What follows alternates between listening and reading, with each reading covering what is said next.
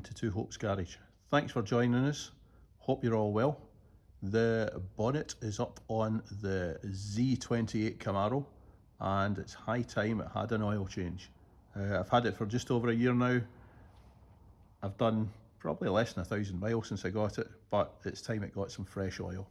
So let's go straight into what we've got and what we're doing. We have some Petronas 5W30 oil. It was on offer, it's decent quality. It'll do me for the moment. I will probably put a different oil in there before I store it for the winter. Next thing, we have an AC Delco PF454 oil filter and some AC Delco seals, part number there. So I'm not sure what the seal's like on the old drain plug. We also have an oil drain pan for catching all your filthy old oil. As you can see, this one already is equipped with some filthy old oil. That's from F150, a wee bit of residue left from the last oil change.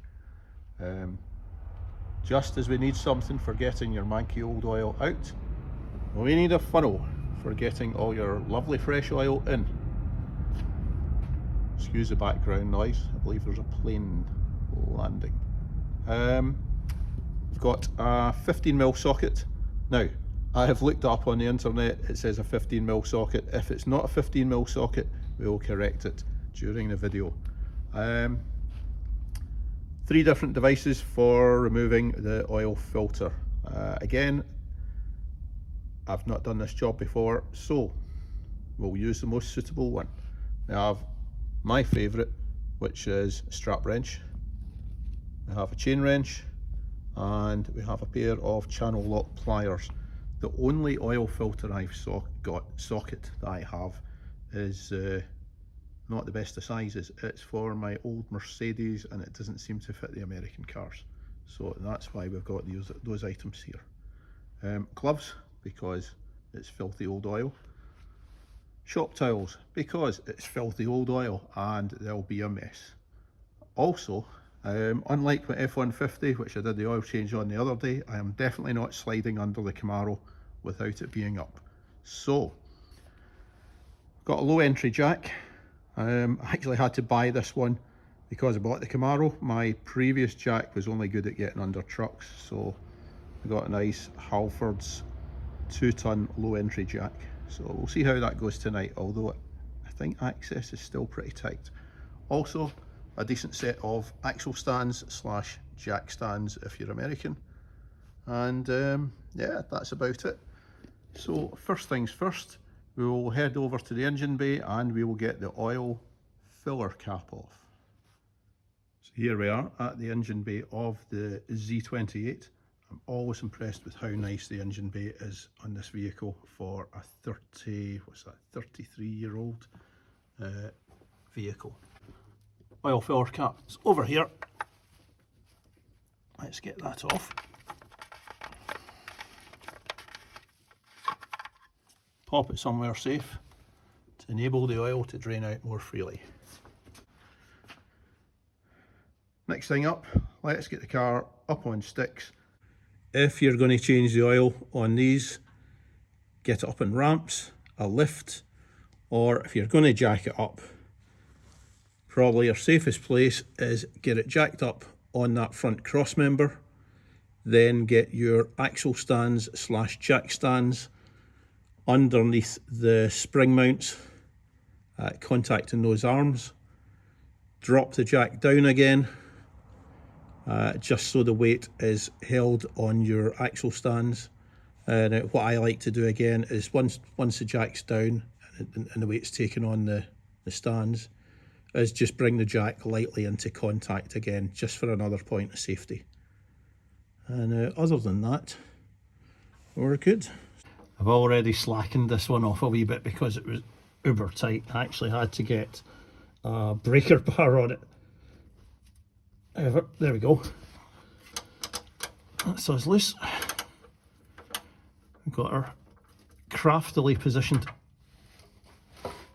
drain pan, and we'll whip this off by hand. Remembering not to drop it into the drain pan. Oh dear, there we go. Lots of lovely old oil coming out.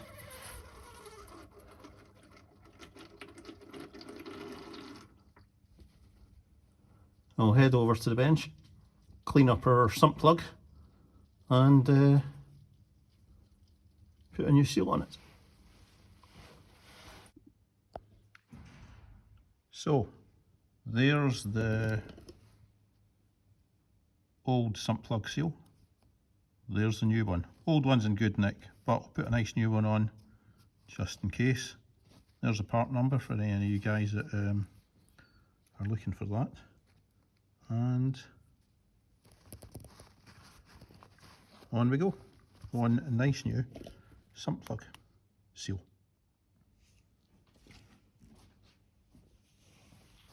While we're waiting on the oil pan draining, I'll add a cheeky wee bit of oil.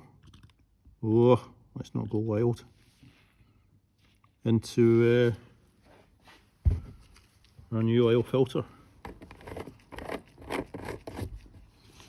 Also worth doing is popping a wee bit of fresh engine oil round the gasket prior to fitment.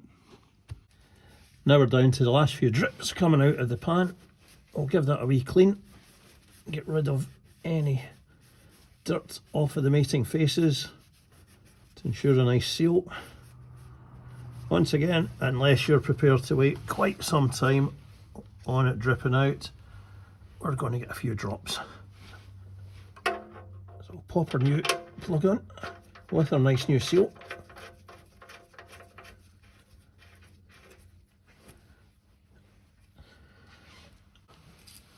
And we'll give it a wee nip up. Now, as I've said on the Ford F-150 oil change, I generally don't torque these up. Let's get them so that they're reasonably tight. However,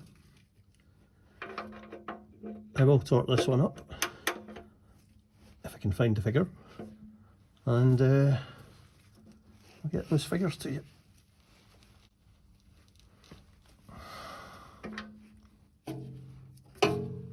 There we go. Nice and tight.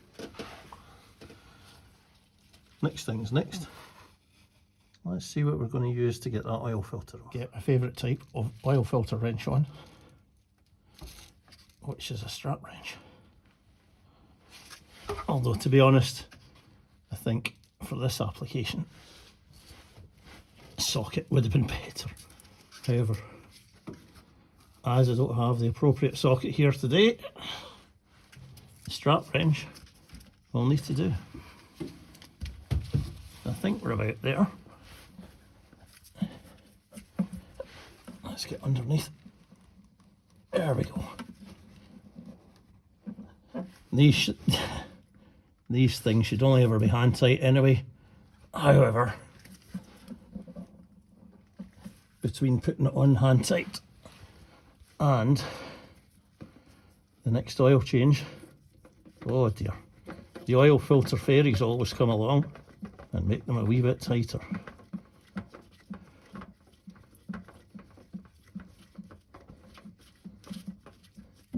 There we go.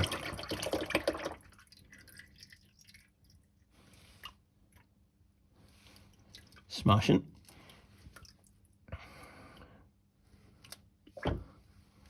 That's our oil filter off. So we'll go and grab the new oil filter. Prior to that, we'll give that a wee clean and get a new one fitted. Alright, so prior to fitting the new oil filter, I'll just give the mating faces a wee bit of a clean. Make sure there's nothing untoward in there that's going to prevent a good seal.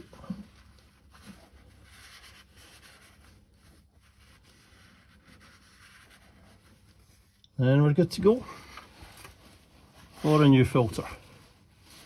Now,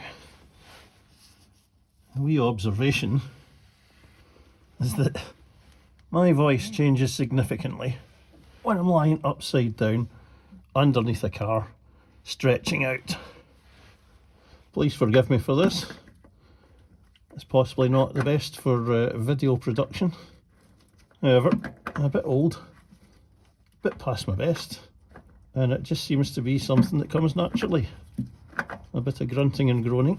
Oh, now, let's get this on nice and straight.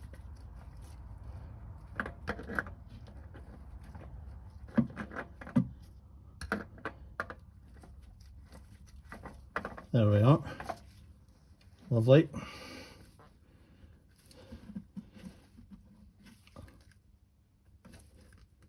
Let's tighten it up by hand. We'll give it a wee dry to get a bit better purchase. One final big effort. Oh, there we go. That should do. Give that a final wee tighten.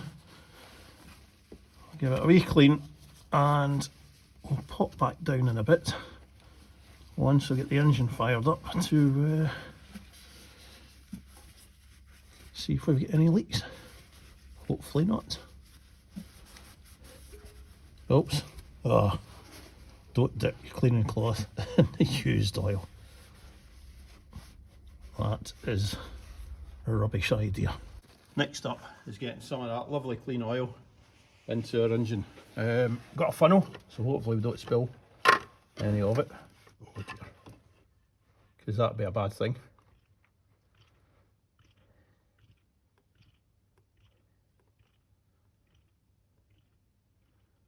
When you're pouring this in, make sure you're confident that your drain plug and your filter are on. Now, I believe the Camaro takes 5 quarts. Now I've got a 5 litre can, put some in the oil filter, and I've put the bulk in the engine with a wee bit left for topping up if necessary. It's just as bad overfilling as underfilling, so we're not going down that route. What I'll do for the moment, take the funnel out and put our filler cap on, which the more observant amongst you may have noticed that it moved from this safe place to another safe place. So there we are. Now I'm going to check the level here. However, the car is up on jacks, so the level is not going to be that level, but it'll give me a bit of an indication and a rough idea of where I should be. As long as it's looking more or less there, I'll check it properly once it's back on the ground. What I will do while it's up, because these aren't easy to see underneath, is fire the engine up and have a wee look at the sump plug and the oil filter to check for any leaks before we drop it off sticks. The oil is actually looking a wee bit high, but we'll see what happens once we get it started up. I've certainly got a fair wee bit left in the bottom of the new can, and we should be good.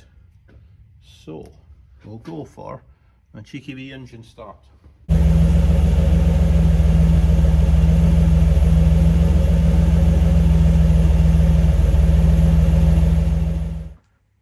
So I've done a wee engine start, had a wee look underneath the sump plug and the oil filter. Both look to be free of leaks, so we'll get it dropped off jacks and look at wrapping up the video. So I'm happy with that. It's just sitting on the top of the cross line. I'll have a wee drive about, give it another check and top up if at all necessary. So that's us. The car's off of jacks again. I need to remove the bit of wood from the back. before I drive off, obviously. I'll have a wee check of the levels later on again. At the moment it's looking good. I've got a bit of cleaning up to do, and I need to get the oil ready to go to our local recycling. That's it for tonight. Thank you very much for joining us. Hopefully this was of some use to you. If you did enjoy it, I would be absolutely thrilled if you'd give the like button a wee podge, and I hope to see you again sometime soon. We've got some more content coming up. What have we got in the Camaro? I'm going to have a wee look at the rear speakers next on this, I think. The Camaro's really not got that much work needing doing to it. In fact, I was really quite pleasantly surprised when I looked underneath.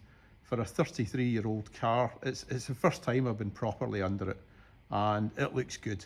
It's dry, it's relatively rust-free, doesn't seem to be leaking anywhere.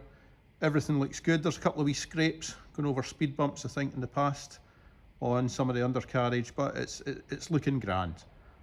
So there's not an awful lot of video content from the Camaro. We're getting a few interruptions tonight. There's a bit of night flying at a local airbase. Like I was saying, there is not an awful lot of content for the Camaro for the moment. I bought it, there's less than 6,000 miles on it. There's about 6,000 on it now, actually. It's really low mileage. It's been well looked after. I had a thorough going through probably about a year before I bought it. So everything's pretty good. It's just a wee bit of general maintenance. I'm going to look at getting the speakers done during the winter. I am going to look at getting that aerial sorted, antenna, possibly swapping the export mirrors over for stock mirrors, which I've got a set of stock mirrors, but I need the backing plates and a few bits, and they also need painted. I'm going to look at getting the rear shocks swapped out on this one. I've got a set of Bilstein shocks, so that's probably going to be a winter project.